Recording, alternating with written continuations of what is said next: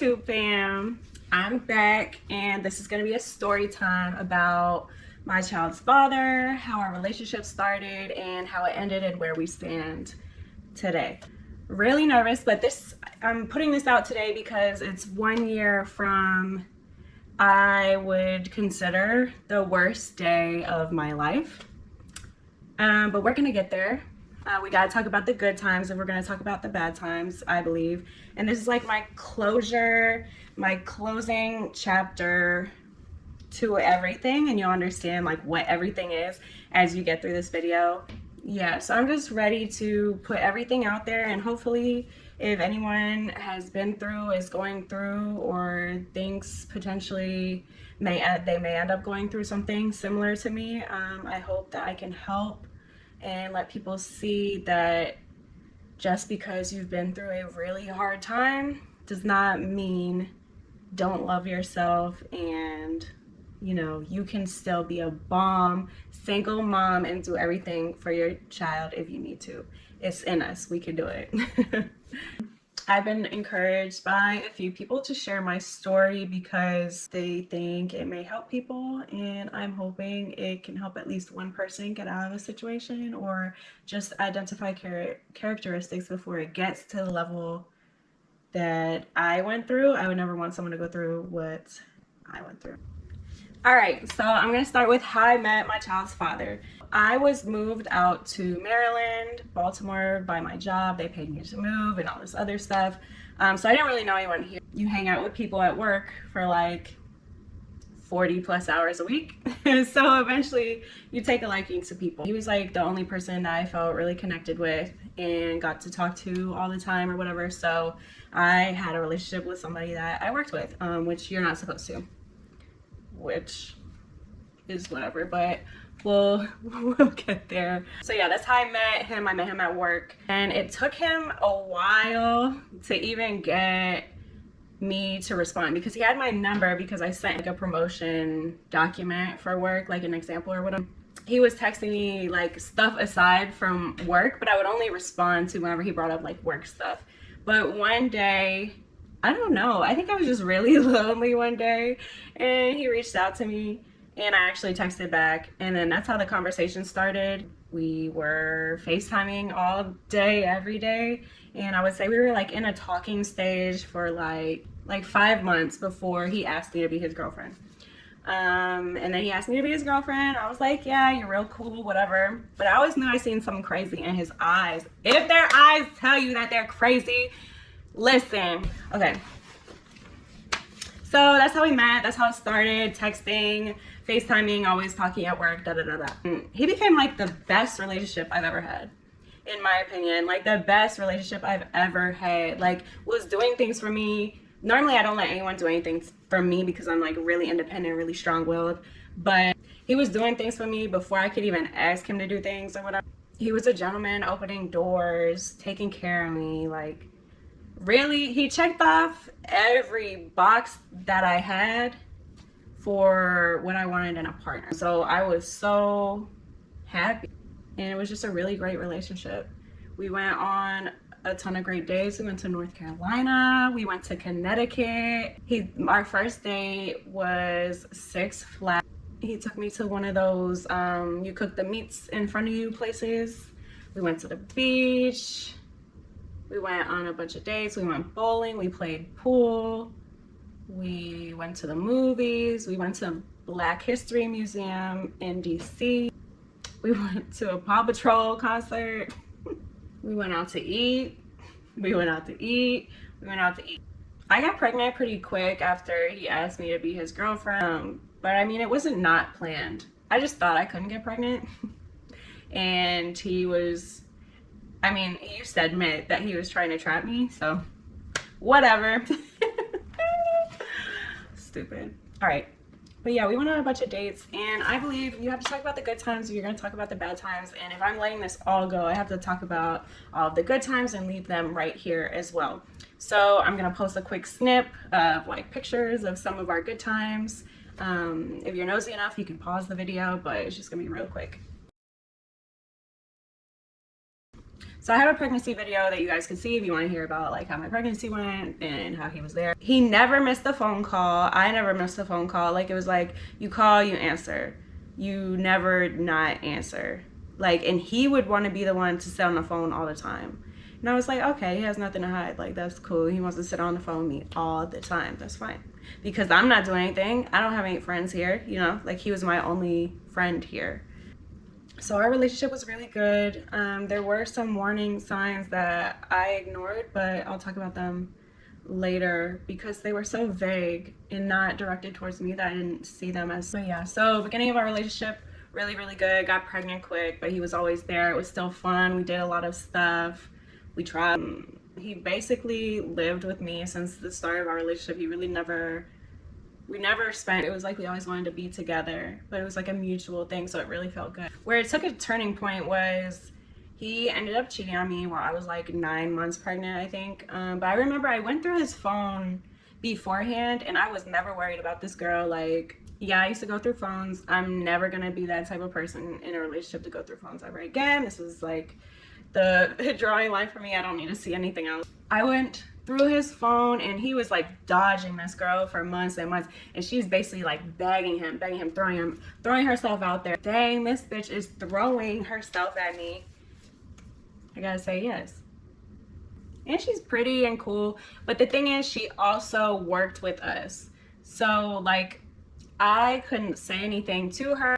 I figured she may tell on me or tell other people, and then I could lose my job. So I couldn't say anything to her and be like, hey, look, I'm the one he has the family with. Stop contacting him. But she knew I was the one he had a family with because a lot of people used to tell me that she would go around saying it as if it was a joke. And then finally he gave in, and then I found out I'm pregnant.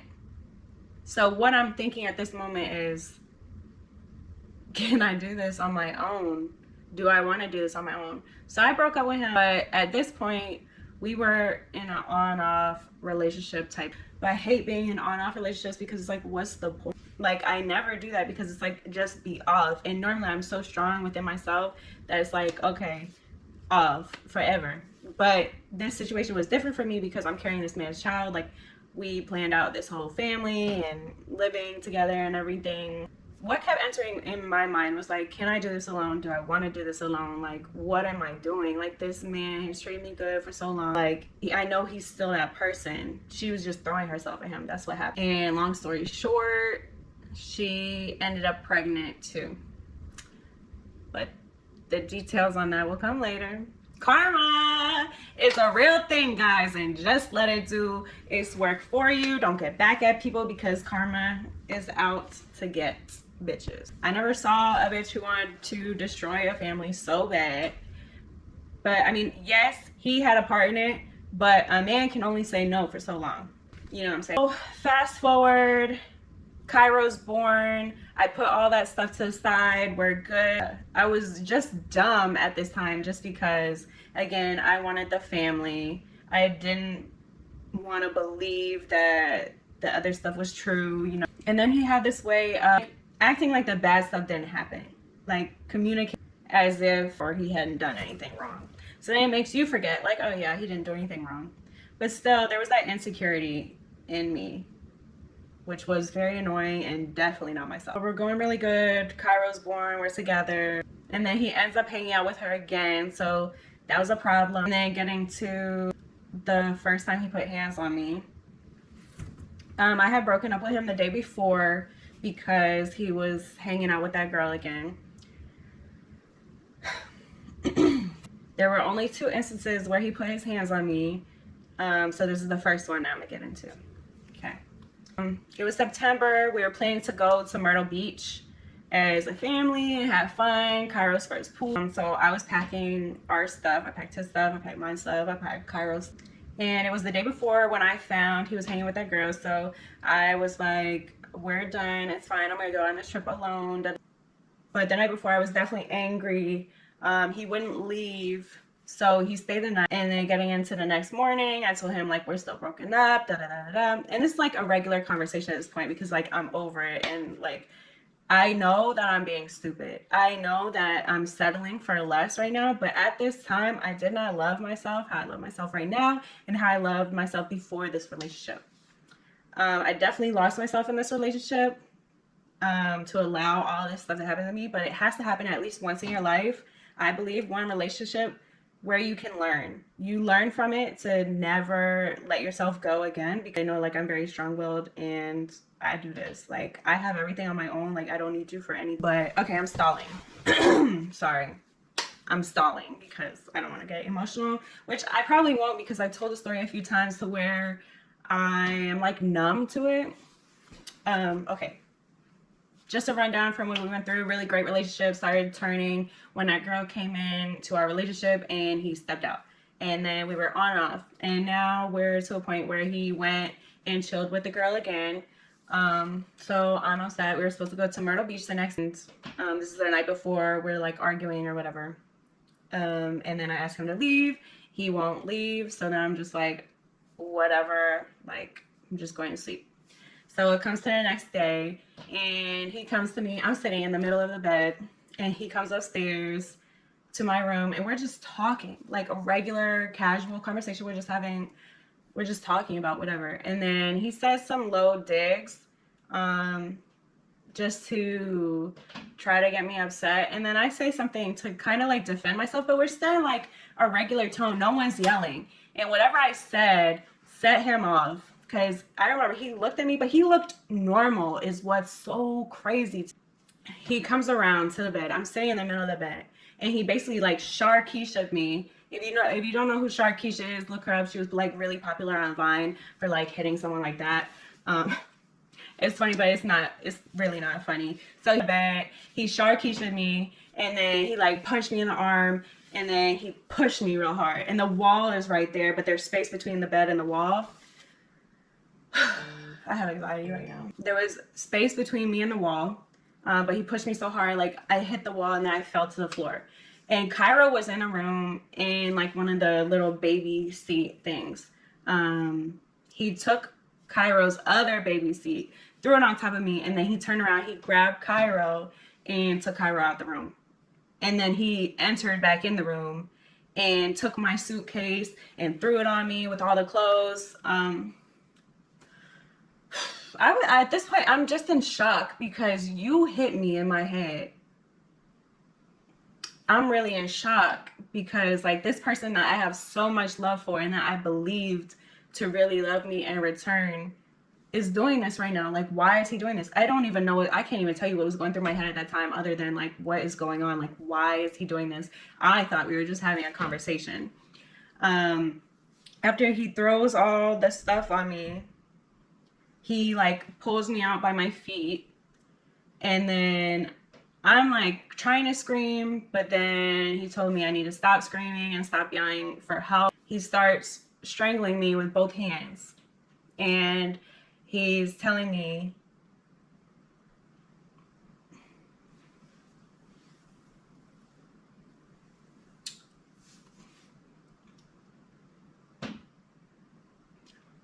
I just see the picture so vivid in my mind like a movie. So sorry. I don't really cry, so this whole situation has been like extremely tough because I was like the biggest baby after all this. Anyway, getting back into it, he had both hands on my neck and he's looking me in my eyes and I'm trying to scream, but it's hard because like if you ever been strangled, you would understand why it's hard. So then my clothes from my suitcase were like all over the floor, and he grabbed a pair of my spandex and shoved it in my mouth. And while I can't talk and he's strangling me still, he looks me in my eyes and said, I could go to jail for life for killing you right now. I could kill you right now. I want to kill you. I will kill you.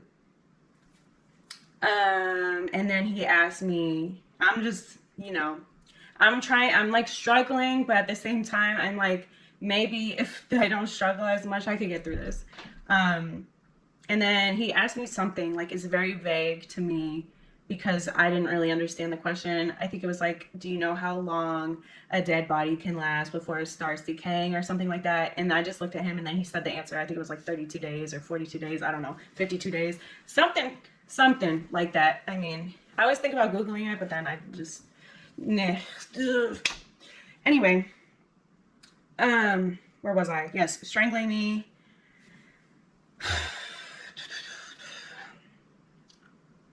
And then I was getting to the point where I felt like I was gonna pass out soon, and I didn't want to pass out. So then I pretended to pass out. So then he let go of his grip, and his hands were still there, and he was still strangling me. And he was making me say things. And he said if I said certain things, he would let me go. I had to say, he said, "Tell me you love me." So I had to say I love him. And at the first time I said it, I didn't say it like I meant it. So I had to keep saying it until I sounded like I meant it. And then he made me say he was the best I ever had, the best boyfriend I ever had, and the best enter blank here that I ever had. And I said all those things, and then he was like, "You don't mean it." Like, he looked crazy when he said that. He was like, "You don't mean it." And I was like, "No, I do. Like, I'm, listen, I'm trying to live past today, sir. You just told me you would kill me. Of course, I'm going to say whatever you want me to say. I'm going to try to mean it as much as I can." So I'm saying everything he wants me to say, and then he lets his grip go. And then he gets up, he kicks me, and then he goes downstairs. And I'm sitting there in shock. He took, oh, I forgot. And before he goes downstairs, he took my phone. So then I'm just laying there like, what the fuck? Like, what just happened? Like, I'm just in disbelief because I literally, truly love this man with my whole heart. He was the best relationship I ever had up until a certain, like, I was happy to be having a baby with this man up until a certain point. Sometimes people don't show who they really are until, okay, back. So he goes downstairs with my phone. I'm literally laying on the floor and I'm thinking, like, how can I call 911 right now? Like, this man just put hands on me. Like, how can I call 911? And I go into my drawer. My old phones are dead. And then I look at my watch, and my watch is not connecting to service, but I'm trying to text anybody, like, call the police to my house. This is my address. Please help me. My messages are not going through. I'm just laying there like, did this really just, I think I'm just in shock and I don't know what to do. I'm thinking, like, I can't go downstairs and run to the neighbor's house because it's going to catch me before I walk out the door. I can't leave my baby here. Like, what am I going to do? And I just hear him downstairs eating breakfast. Like he did nothing. And then after he's done eating breakfast, I hear him coming up the stairs. I'm scared out of my mind at this point. I'm thinking, okay, God, please protect me so I can raise. God, please protect me so I can raise my son. I know my son needs me. Like, I know he needs me. So I hear him coming up the stairs. I'm scared. And then he comes in the room like nothing happened. Like, trying to hug me, kiss me, all the things. And I'm just sitting there in like a scared ball, like terrified in a ball. I go to the, I'm like, I have to use the bathroom. I go to the bathroom. He doesn't let me shut the door in the bathroom. And then I'm done using the bathroom. And then he looks at me and he does his charming, cute face. And he just reaches out for a hug. And I'm sitting there like, what the fuck is wrong with this dude? Does he not realize what he just did? Does he want me to not think that's what just happened? Like, he went downstairs, ate breakfast, now he's trying to be all up on me. And I don't want to be touched by anybody ever again at this point. Like, because I don't feel comfortable in my own skin and I don't want anybody to touch me. But that's what's going through my head. And then he's over here trying to be cute. And he is. So it's kind of like, it's my fucking, because you just did this negative stuff to me. And now you're coming up here. Nothing happened. So eventually I work up the courage and I ask him, can I have my phone back? Right. And he told me I can only have my phone back when we make up. And make up to him is not just me saying, okay, I forgive you. Make up to my child's father, making up is sexual. Okay, and I can't have my phone back until I make up with him. So I was like, never mind. Like I'm okay. Like I just want to be alone right now. I'm asking him, like, please. I'm using like the calmest voice I could ever use to not offend him, because I thought we were using calm voices before, but maybe I wasn't. Like, whatever. Um, and I had a baby cam in the room at this time. But this is what made me get SD cards for my baby cams, because it caught nothing of what happened. Like I had no proof, and it's like he's acting like nothing happened. So at this point, I don't even want to call the police. Like it's over to me. It's like too much for me even to take in that this just happened. After this, I bought SD cards when he left. Well, he didn't leave, but when I came back from my trip, I bought SD cards and I put them in both of my cameras. I have one in the living room and I have one in Kairo's playpen, which was doing. But anyway, I can't get my phone back until we make up. I don't want to make up. I don't want to be touched. He's all over me, and I just want to be left alone. I just want to be left alone. And then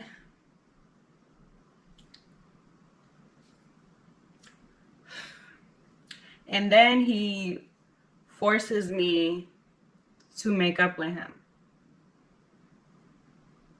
If you understand what I'm saying. I don't even want to say that out loud. But I'm saying, like, no, please, no. I'm crying at this point. I'm literally bawling tears, like, no, no, no. I don't want to make up. No. And then he's just basically like whispering in my ear with his charm, like, it's okay, relax.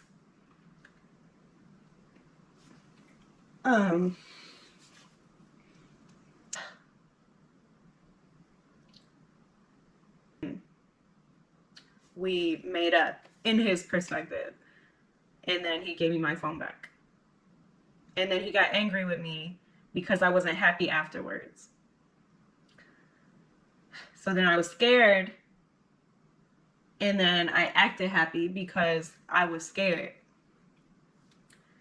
And he still wouldn't leave my house. I repacked my stuff in my bag. I packed Kairo's stuff again. And I was ready to leave. And he stayed around all day to make sure, like, I wasn't going to call the police on him.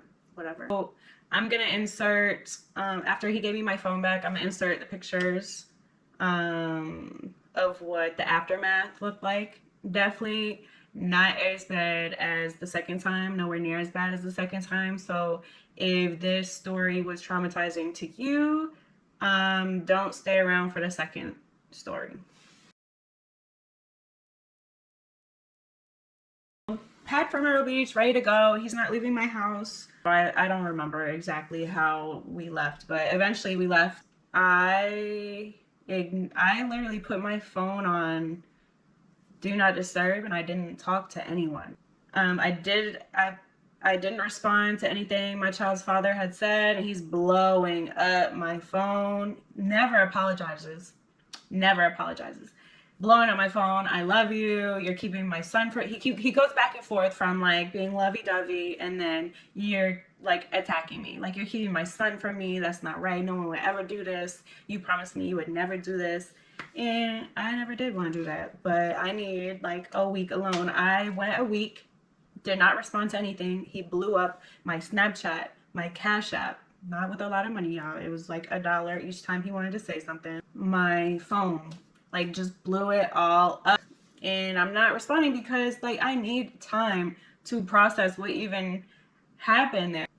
My body was not my body at that time. I did not have control over my body. I was abused.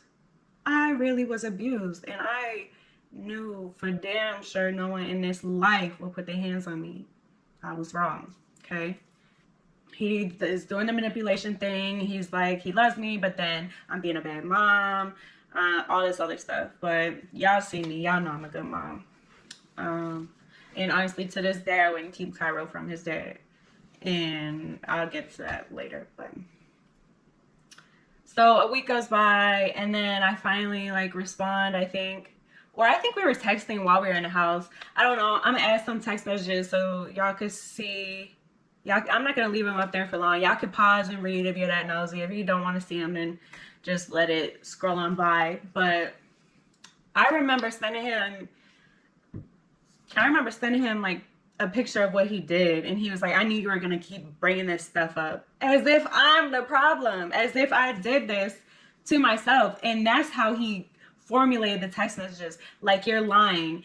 The color of your skin in these lies is disgusting. Like, and he was like, you did that to yourself. You bumped your own head on the dresser. When before he admitted, not only to me, but to someone else, that he had hit me in the head. But now, because it's in text message and he doesn't want me to take anything anywhere, I had already put the police situation out of my head. Like, I'm not calling the police. I feel embarrassed. I'm embarrassed that I let this happen to me. And so he's just basically trying to manipulate me into thinking I did all of this to myself. All of those pictures that I just showed y'all, I did it all to myself, is what he wanted me to believe, or he wanted to formulate in text messages. I don't even know if formulate's a word, but it sounds good.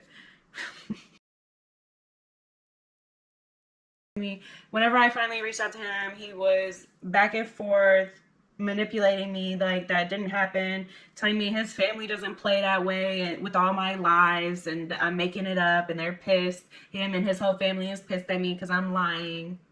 And I'm sitting here like, I should have called the police. Like, whatever. Like, what?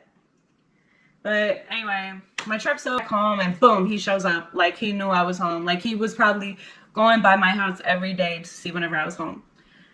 And I'm uncomfortable. I don't answer the door.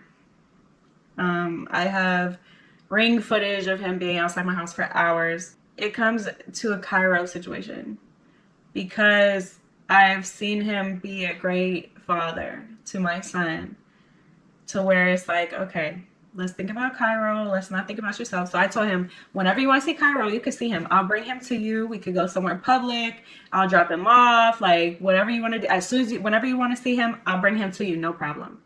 And he was like, no, that's not going to work. He can't come here. No, I can't go in public. No, I can't. Like, he was just saying no to everything so he could come back into my house. So then I allowed him to come. So whenever I had errands to run or to go somewhere, I told him, you can come over and watch Kairo. And by this time, y'all, I had put the SD cards in my camera, so they recorded everything. So just to make sure everything was okay. Whenever I would want to go like to the store or do something for myself, to the mall or something, I would tell him, okay, you can come watch Kairo. He would come in, and at the same time he was coming in, I was going out. Like, I was gone because I didn't want to stay there. I didn't want to talk about anything. Like, leave me. And we did that for about a good month. And the more time that went on, the more comfortable I got with him again, because I'm thinking, like, I have to deal with this guy forever anyway, so might as well get comfortable now and just leave the past behind us. I was like, he won't do it again. I know he won't do it again. If they do it once, I'm here to tell you, no matter how much you believe that they won't do it again and how great of a person that they've been to you, they will do it again. So I started getting back comfortable with him. So he started asking me on dates and stuff, and eventually I gave in, being the dummy that I was at the time, but I had to go through this to grow, so it happened, you know. I was dumb, but that's my child's father, so it's a hard situation because I want this family. I know who he once was to me and how good he was to me and how he treated me. It was just great at one point. I left the past behind us, and then we're back on. So now we're back in a relationship, but then I wake up and I realize, like, I'm happier. I was happier when we were just co-parents. I'm realizing, like, I feel like I'm forcing this now, and now I'm just still scared of him, really. But I'm faking my comfort around him because I forced myself to be comfortable around him, but truly I wasn't comfortable. I don't even know if that makes sense, but hey, if you've been there, you understand. But now I'm realizing I don't want to be in a relationship. I want to be happy. So I had a talk with him, and I broke up with him again, and I'm like, this time it's for real. Here comes November 12th, 2020. Kairo and I are in the bed. He's in his bed. I'm in my bed. I never let him sleep in my bed. And that's from birth, never. And I could do a video on how I got him always asleep in his own bed, and how I got his sleep schedule to where he falls asleep before 7 o'clock. I got it set at 3 or 4 months, and still to this day, a year and 5 months, he still has the same sleep schedule. Anyway, I'm stalling again. Okay, so Kairo and I are in the bed and we're ready to go to sleep. And I had asked Kairo's dad earlier in the day if he wanted to FaceTime with him before we go to sleep, and I didn't get a response. So now he texts me talking about on the way. And I was like, no, we're sleeping. But then he said, I'm already 10 minutes away. So I didn't want to argue, and I didn't want him staying outside my house for hours. So I'm just like, okay. So I get up, I get Kairo up, we go downstairs. We're downstairs, and now Kairo sits up by himself for the first time. So now I'm happy. Now I'm excited. Now I'm ready for him to come so he can see what our son is doing. He's sitting up for the first time. So Kairo's sitting up. He's sitting up, and he's like doing something crazy with his hands, like tapping all over the place. I don't know what that boy doing with his hands, but he was sitting up for the first time. So now whenever I see his dad pull in, I open the door and I'm waving him in like, hurry up, come on. Like, I have so much excitement, and he comes in, and then we're like cheering for Kairo and taking pictures and everything, and it was just a moment. So everything was good. And a few minutes after, he starts to get into talking about he wants to be the family with me, he wants to be and then he starts like degrading the girl, talking about how she doesn't matter. So I'm not really listening as he's basically begging for me back. I'm not really listening. I was sitting on the stairs. So I lived in a townhome similar to the one I live in. So there's stairs going down to the basement, the middle floor, and then there's stairs going upstairs. So I'm sitting on the stairs that are going upstairs. And every now and then I'm looking at my phone, I'm texting my homegirl. I'm getting excited.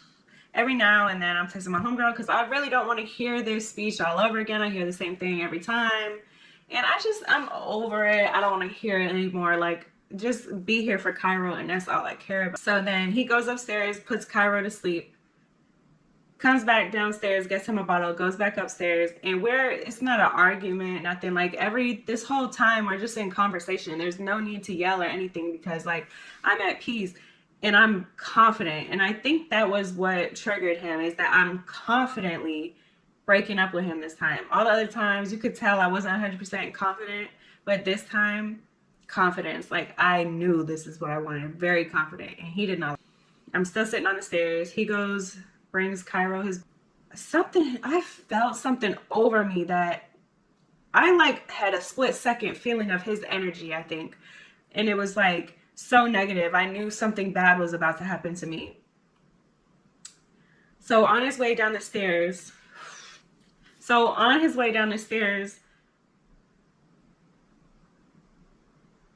he rips my phone out of my hand. And I had just locked it before he like got to where I was, and he rips my phone out of my hand. And then he turns around to me, and now I'm like backed up on the stairs while he's over top of me. He's talking about unlock the phone. And at the time I'm thinking, I don't want to unlock my phone because me and his homegirl been getting real close, and I don't want him to go through like our messages and be mad at her for something. So I was just like, no. And then I just started like having a panic attack, and he got mad at me, and then that's when he punched me in the face. And at this moment, I'm in pure shock. This man that I love just punched me in the face. He's talking about unlock your phone. And then he punches me in the face again. And then he grabs my arms and throws me back to the stairs.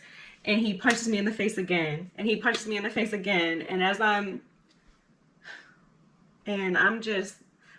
still in shock. I don't know if I was crying or screaming at this point, but I'm just in shock. Anytime I made a noise or anything, like trying to scream or just ask him to stop, he punches me in the face. I remember looking up at him. His face looked normal. And that's what's so scary to me. His face was normal. And he's punching me in the face, telling me I unlock my phone. And then he gets me up, like he's grabbing my arm so tight, he gets me up, and then he strangles me from the back to where I can't breathe, and he's talking about unlock your phone, unlock your phone. And I can't unlock it because he has me in a, like, he's strangling me. And then he like tosses me down the stairs, like towards the basement. And then he comes after me down the stairs. And he's still telling me unlock my phone, but I can't unlock it because whenever he came down the stairs, both his knees were on my arms and he's sitting on top of me, punching me in the face. Both my arms were down and his knees were on them, and he's sitting there punching me in the face, and telling me unlock my phone. Like, at this point, I don't care. I'm just thinking, how can I live out of this to be there for my son? Because at this point, I think he's really about to kill me. He's bare fist punching me in the face. And I'm thinking, I'm not going to live past this. Like,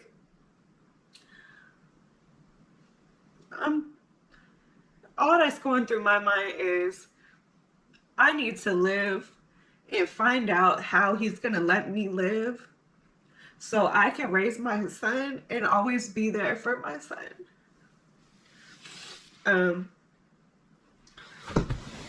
On top of my arms, so I can't do anything to like protect myself.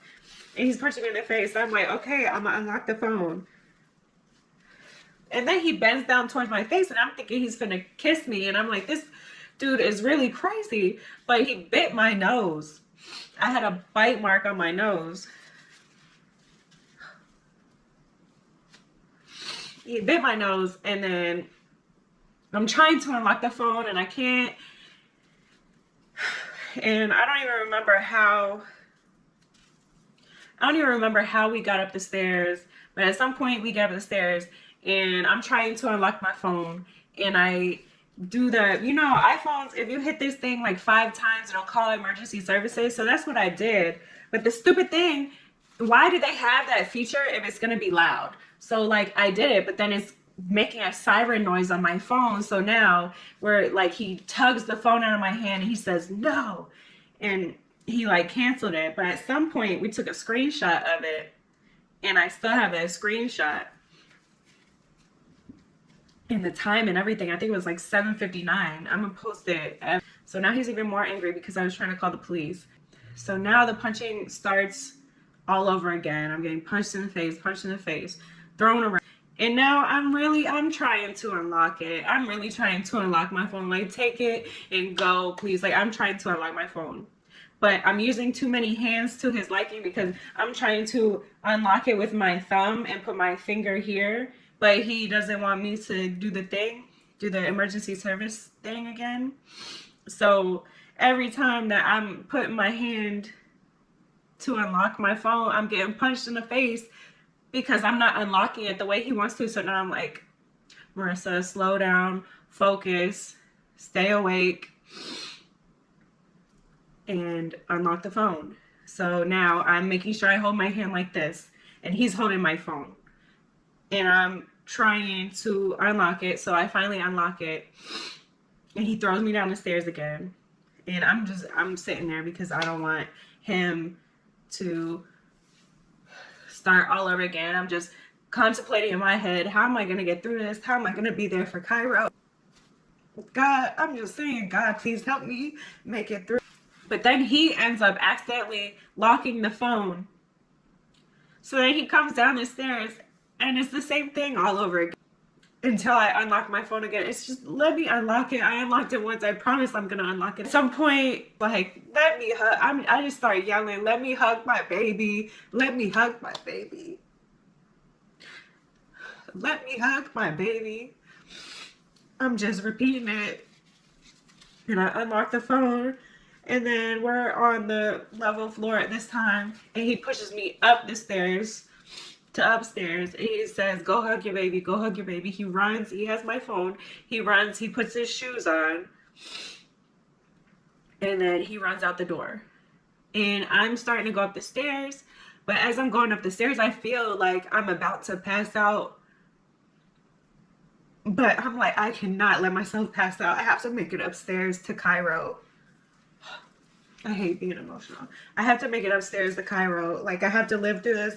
I have to call 911 because if I don't know what's going to happen. So I fight through not passing out and I make it upstairs and I check on Cairo and he's sleeping. And then I grab one of my old phones and this time I make sure, but after the first time I made sure those phones, my old phones were always charged. I called 911. My phone does not have a SIM card in it, no paid service or anything. If you ever wanted to know if your phone doesn't have a SIM card in it, the dial to 911, it does work. So I called 911 and I'm on the phone and I realized I didn't lock the door. I'm stupid. So now I'm running down the stairs like, hurry up, lock the door, lock the door. So I locked the door and thank God I did because I looked at the Ring camera later and he came back and he tried the door and he was looking for the key and he tried the door again. He used to have a spare key to my house, but he had given it back a few weeks before. A lot of times, even today, I'll think, what was he going to do if he got back in the house? Was he just going to finish what he started? Was he going to hurt Cairo? What was he going to do? I have no idea.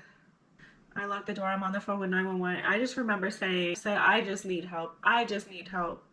I need help right now. I said, don't worry about him. I just need help right now. So the police get there. They tell me, they call an ambulance. The ambulance comes. They say, like, I need to get an MRI. And they can't bring me because I have my baby. So if I literally had no one else in this world that the ambulance couldn't bring me to the hospital, that's crazy. I didn't want to call anyone and ask anyone. On my old phone, I didn't have anyone's number saved, but you know, iPhones have that feature where it saves or it shows you the contact even if you don't have them saved or something like that.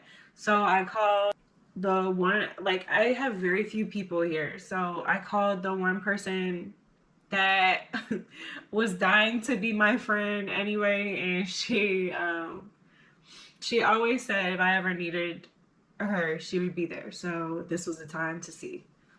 I FaceTimed her and she seen my face and she was there as soon as, like, she was up in the same FaceTime call. And I thank God for her. She came. I got Cairo ready. The police saw my camera and I completely forgot about the SD cards at this point. The police saw the camera and they asked if it had a SD card and I said yeah, so he grabbed it out. They took it or whatever. It has the whole thing. It has the whole thing on there. Not all, you can't see it all, but you can hear it all. So clear. You can hear his punches to my face and everything. But so my friend got there. I got Cairo ready. And I'm in so much pain at this point, and I'm getting my son ready where I can only see out of one eye. I'm taking care of him. And I asked her to drive my car so I didn't have to move the car seat or anything. She doesn't have kids, so I knew she wouldn't know how it worked. It's too complicated to move. I was in too much pain, so she drove my car.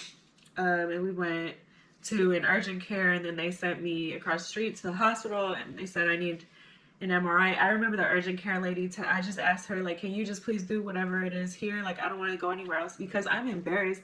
I have a ton of people looking at me at my face and they're probably like, damn, what happened to that girl? You know, and I'm embarrassed. All these people are seeing me. So I asked the doctor at the urgent care and she was like, you don't want to lose your eye, or I forget what she said. Something about she doesn't want me to lose my eye and she wants me to have like the right care or whatever. So I said, okay, whatever.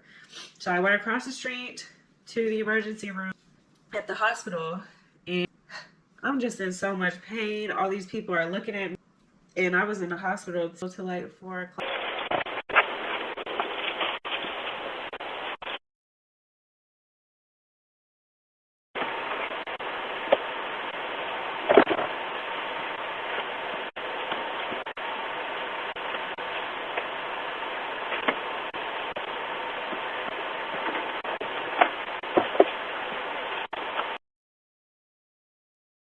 I got out of the hospital. I got to my friend's house at like 7, 8 in the morning, and so I reached out to his mom and I let her know what he did, and she was completely on my side. She was talking about how she brought it up to him and he was embarrassed. She told me about how his dad did the same thing to her and she has permanent skull damage. And it wasn't until he got arrested 1 week after it happened. And when he was arrested, his mom took what she said and completely flipped. It was my fault. I could have done more. I need to drop the charges. Da da da da da. First of all, I did not charge him with anything. At this point in time, I did not want him to go to jail. I can't tell you why I didn't want him to go to jail. I didn't want him to go to jail. His sister started blowing up my text app because I didn't have a phone. He still had my phone. So they're blowing up my text app. After everything that happened to me, honestly, my mental state was shook. I was still taking care of my baby. Just me. I take care of my baby through everything. I only had one eye I could see out of, and I was taking care of my baby. I was in 100% complete pain, and I was taking care of my baby. I was scared of everything. Cars driving by too fast. I'm crying. Why am I crying at a car driving too fast? Because I didn't feel safe. They could hit me. They could hurt me or my baby. Like, I'm scared. It was little things. My phone ringing, me getting a text message. I'm scared. Why am I scared? I feel like, because I'm a person who's not very dramatic and like very relaxed. Nothing really bothers me. So why is all this stuff bothering me? Why is it all bothering me? I was just so confused, but that's real life. When you have real trauma, that's how it be. Like, I was afraid to talk to people. That's why you really need to be nice to everyone in the world. Just because someone does not want to talk to you at that time, they do not have to talk to you. You do not know what they just went through before they get in your presence. If they don't want to talk to you, let them not talk to you. Don't force them. That's people was DMing me. Guys were DMing me, and whenever I would just read it and not respond, they'd be like, they would say something like, I was just saying, hey, or like something like that. Like, okay, and I'm just traumatized, so leave my ass alone, and I don't have to explain that to you. I wouldn't say anything back, but that's like what I would think in my head. Like, I would be afraid of DMs, afraid of notifications, afraid of calls, afraid of texts, afraid of cars, afraid of people who would be in my presence and they would talk randomly. Like, I would jump. Sometimes I still jump, and that's what pisses me off. Yeah, his sister was blowing me up, telling me drop the charges, and I was just trembling. I was like trembling for days, just shaking, trembling for days. I wasn't eating, I wasn't sleeping. I was just staying awake to watch my son sleep and make sure he was okay. I mean, I never stayed a night back in that house because it was too traumatizing. It took me about a month to move out because I had a dickhead manager who didn't care about anything I had going on in my personal life. And my job at the time was supposed to be very lenient to where I could leave early and stuff like that. But instead, he was making me sit there until 5. So then I had to go pick up Kairo, and then I couldn't pack that much stuff up with Kairo because at this point he was only 6 months, because it was like December by the time I started packing all my stuff up. And it took me to the end of December to finally pack everything. And it was just a really tough time. My mental state was not okay with anything, noises, anything. I wasn't okay, and I still didn't have my phone back. My child's father tried to return my phone, but I don't need that phone. I don't need it. You can have it. That's what was going through my mind. But I didn't have, you know what pissed me off? I did not have to unlock my phone for him. I bought my phone and his. If anything, he should have gave me his phone back. Anyway. Oh yeah, talking about his mom, his sister was blowing me up, talking about drop the charges. I can't drop charges I didn't bring up. The state took it on, okay, and they charged him. So there's nothing I can do except not show up to the court date. So we'll get to that. So we're in December, and that girl that he cheated on me with, that she was begging to be with him for so long. She knew what he did. She didn't care.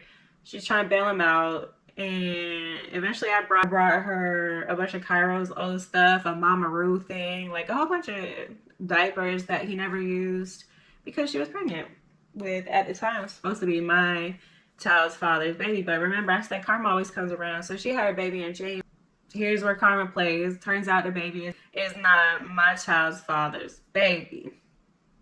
And it's one of his friends' babies. Anyways, that's her problem. You know, I'm not a person who shares many emotions, who has many emotions. But it was a very hard time in my life. I definitely stayed off of social media for a while. My child's father kept getting denied bail in jail. And honestly, like, that kind of put me at ease a little bit because I was scared of him. I was scared he was going to get out and finish the job.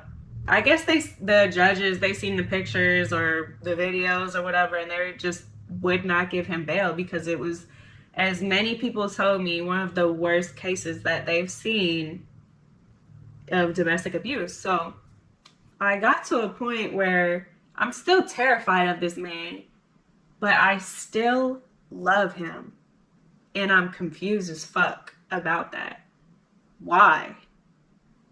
So then I just started sending him books to jail for him to read because someone told me he'd been reading. So I sent him a lot of self-help books, a lot of TD Jakes books, a book with some nice pictures in it because I'm thinking there's probably nothing nice to look at in jail. A daily devotional to God book, some books about sex addiction and domestic abuse. I don't know if he read them. I spent a lot of money on books, but I hope he did. He said he did, but whatever. I started sending him pictures of Kairo because I feel like no one can love your son as much as you and the other person who helped create them.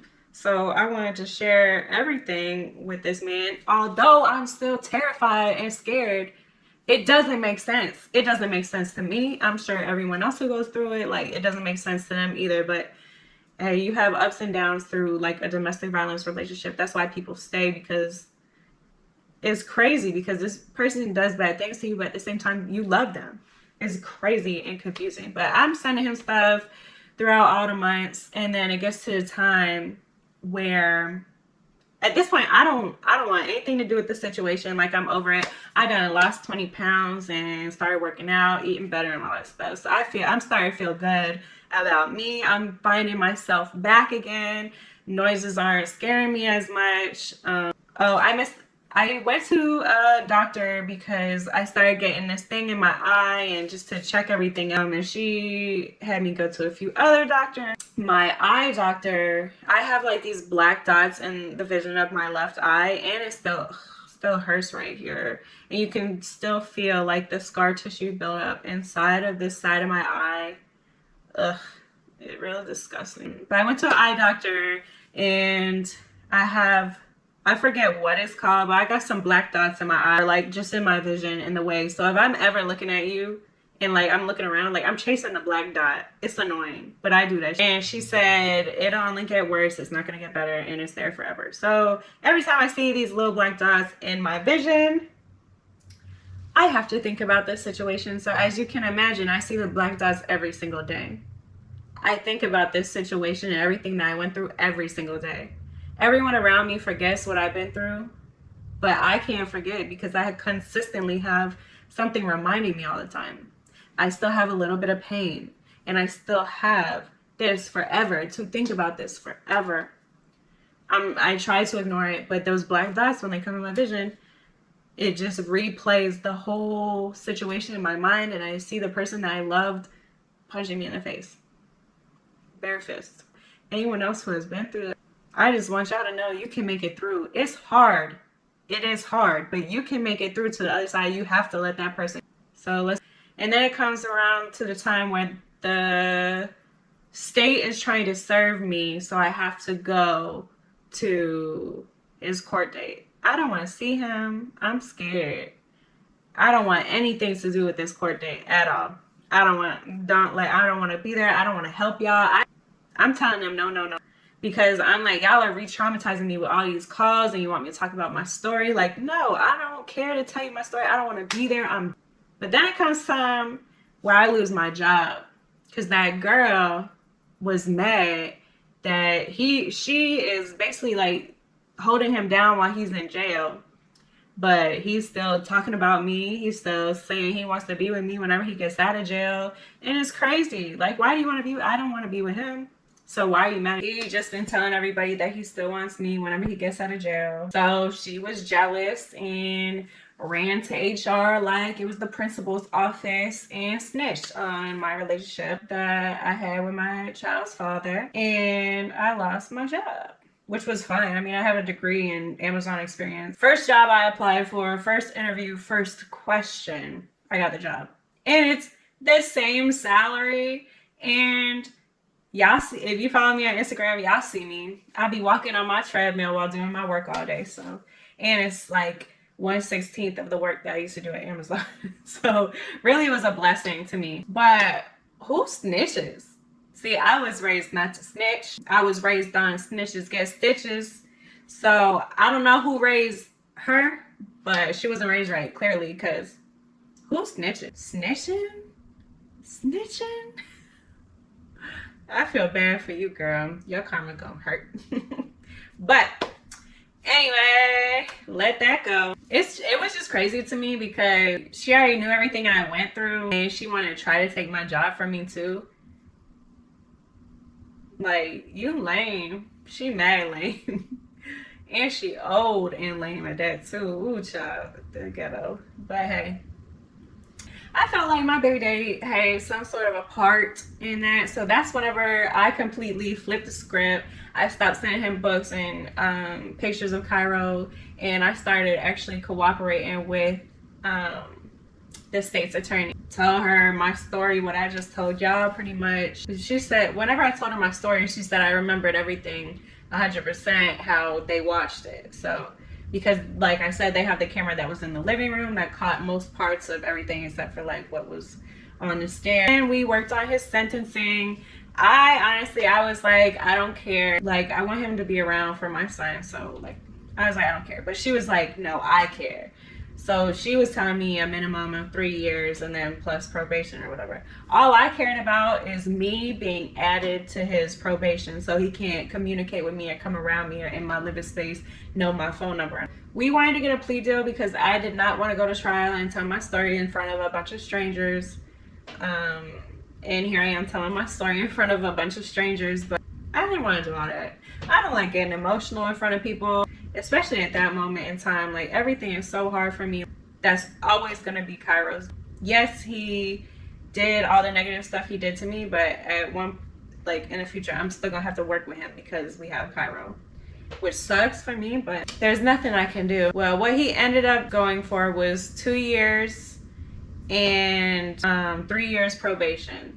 So the 3 years probation includes him not being able to reach out to me, and 1 year of the probation includes him not being able to reach out to Kairo. This is his first like crime. He was charged with first degree assault because he like strangled me, and when you strangle someone, you're basically telling them you want to take their life. I already have 100% custody of Kairo, but I filed a custody case just because I want permanent 100% custody. I just have it temporarily through my protective order. On the custody filing, I wrote out he can see his son whenever he wants to see his son. I want Kairo to have both parents in his life and be happy and blessed with both of us. I had to see him, and we were in a courtroom. I read my impact statement. He had his chance to speak, and he looked at me and he apologized for everything and just kept telling me he's sorry and told me he read all the book. And I brought Kairo because I wanted him to be able to see his son. I'm always thinking about Kairo. Kairo's always number one to me, and I would never keep his dad away. That's Kairo's dad. There's nothing else to say. That's Kairo's dad. He will always be Kairo's dad. That's the end of that. I never sent anything else. I don't plan to send anything else ever again because, like I said, I feel like he was part of me losing my job. And if you're trying to take my money away, I will not spend a penny on you. And that girl tried to take my money away, and I gave her them expensive stuff for her baby. And it's not even my baby daddy's baby.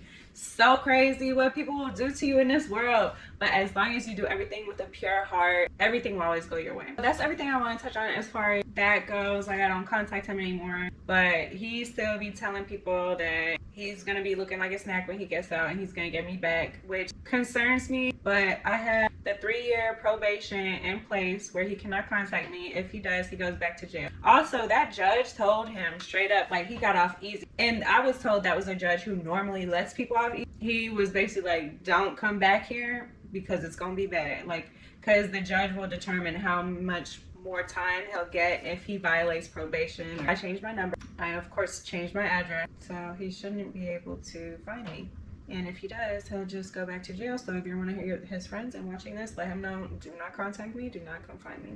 But he's still telling people he believes we'll get back together, and he'll only have another kid if it's with me, and he wants it to be a girl, and blah, blah, blah, blah. So I want to go into how I got to this place to really help other people who may be struggling to find their light at the end of the tunnel. For me, it's all about self-love. I had to love myself. You really have to get yourself together. You have to find your self-love routine. Find what makes you happy and what makes you feel better, and do it. For me, it was creating a routine where I go to sleep every day by 10 o'clock. And I'm waking up at 5 in the morning. Kairo doesn't wake up till 7. So I got 2 hours without Kairo in the morning where I wake up. I have my routine on YouTube too. Like, that's what I do I wake up, brush my teeth before I even touch my phone, grab my phone, come to the basement where I'm at now, and do my workout, shower, get ready for the day. And then I'm waking Kairo up and getting him ready for his day. You know, and that just gives me so much more energy in the day, and then I feel good, and then I'm eating good too. It's about what you put in your body. For me, you just have to find what's right for you. It is hard to get on a routine like this, but when you want to feel better, you just have to do it. You have to. Don't start on a Monday and keep telling yourself, I'm gonna start on Monday. Start today, do it today. Whatever you're going to find yourself, give you your strength, and get out of your depression, your bad zone. Do it. Whatever makes you happy. Find it and do it. So that's how I really got through, by finding me. But it took a while. I thought I wouldn't even be here at this point a year later. I thought I was still gonna be broken down. With God, you can do it's all, claim it and it's yours. I've been meditating and all that stuff. A healthy mind brings healthy everything else. I mean, it took time, because this happened November 12, 2020. In February 2021, I was still crying every day on the drive to work, on the drive to home, because I have to act like I'm not bothered, like normal, and talk to people at work, but I'm broken inside. I started feeling better around March. I started really feeling better after the case was closed and he got his sentencing, because then I didn't have to put up with people asking me questions anymore and stuff like that. So I really started feeling better in July. Today, I feel amazing. I'm here feeling amazing, taking care of my son and doing what's best for me. And that's all I care about. Long-term effects from this though, I am afraid of men to this day. Since November 12, 2020, I have not been alone with any man, even friends. No. When Kairo accidentally hits me in the face, I cry. I definitely have PTSD or something, because whenever he comes close to my face or hits me in the face or hits me where it hurts, right? And I want to talk about signs that I missed early on. Although my child's father treated me extremely well, I saw when he got mad at female and he would throw his shoes on and talk about he gonna slap her and stuff. It was never towards me, so I was fine. He loved me. I was his safe space, but they pissed him off. And I was just like, whatever, he's just... Watch the way people talk when they're... Because anyone who even plays about slapping a female, if it comes out their mouth, I don't even want to be around. Watch what they say. Even if it's not about you, one day it could. And just any form of verbal abuse, that's where it starts. If someone starts degrading you and tearing you down in any way, and then 2 seconds later, they're like, I was just playing, I just want to see how you react, or I love you, and they do the other thing, like manipulative type, just leave. I don't care how much they respected you in the past and proves by actions they respected you. As soon as they disrespect you and you put up with it. And throughout this time, I reached out to a few women that I know have been in similar situations, and I want to say thank you to you guys. It's just nice to know, validated, that you're not crazy or being over dramatic. It sucks. It makes me think of that Kevin Gates song. It says, I know it hurt to lose somebody you love and they not dead. Suck it up and roll, but you dead to me. Love you with all my heart. I swear to God I do. So I forgive you, but I'll never forget what you did. But that's real. That's really how we feel. I think I let it all out in this video. Thank you if you made it this far. Thank you if you feel me. And please, only kind words, because this is part of my healing process and this is just how I need to let it all out. And hopefully I help someone not feel alone. Thank you to everyone who supported me. This is like my closure to it all. My camera died again, so I'm just gonna end it on my phone because I was at the ending. So if there's anything I missed, any additional questions or anything, feel free to drop questions below. If I have a lot of questions, I'll do a Q&A. It doesn't even have to be about this video or anything on here. If you have questions about me or Kairo that you want answered, you can drop your questions. If there's something private that you want to ask, like if you're going through a similar situation and you want to ask me any questions, you know, feel free to go to my Instagram and DM me. If you don't have anything nice to say, don't say anything at all.